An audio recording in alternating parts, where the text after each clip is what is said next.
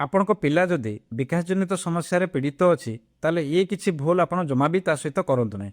ପ୍ରଥମ କଥା, ପିଲା ଯଦି କିଛି ଜିନିଷକୁ ଏକ୍ସପୋଜ କରିବା ପାଇଁ ଚାହୁଁଛି ବା ଘରେ କିଛି ଜିନିଷ ଏପଟ ସେପଟ କରୁଛି ବା ଘାଣ୍ଟି ପକାଉଛି, ତାହେଲେ ସେ ଜାଗାରେ ଆପଣ ତାକୁ ମନା କରନ୍ତୁନି, ତାକୁ ବରଂ ଆହୁରି କିଛି ଏକ୍ସପୋଜର ଦେବା ପାଇଁ ଚେଷ୍ଟା କରନ୍ତୁ।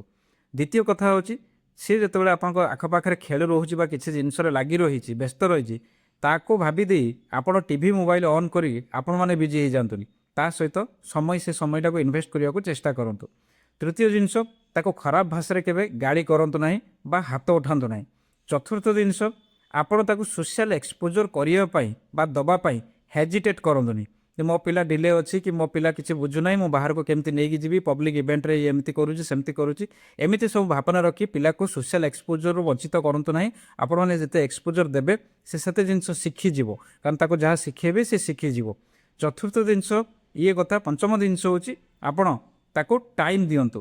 ସମୟ ନଦେଲେ କିଛି ହେବନି ଆଜ୍ଞା। ଆପଣଙ୍କ ପିଲାକୁ ଆପଣଙ୍କୁ ଟାଇମ୍ ଦେଇକି ତାକୁ ଦେଖିବାକୁ ପଡ଼ିବ। ଯେତେ ଆପଣ ଟାଇମ୍ ଦେବେ ସେତେ ଆପଣ ପିଲାର ଡେଭଲପମେଣ୍ଟ ଦେଖିପାରିବେ। ତେଣୁ ଯଦି ବିକାଶ ଜନିତ ସମସ୍ୟାରୁ ଆପଣଙ୍କୁ ବାହାରିବାର ଅଛି, ତାହେଲେ ଏଇ 5ଟି ଭୁଲ କେବେ ବି କରନ୍ତୁ ନାହିଁ।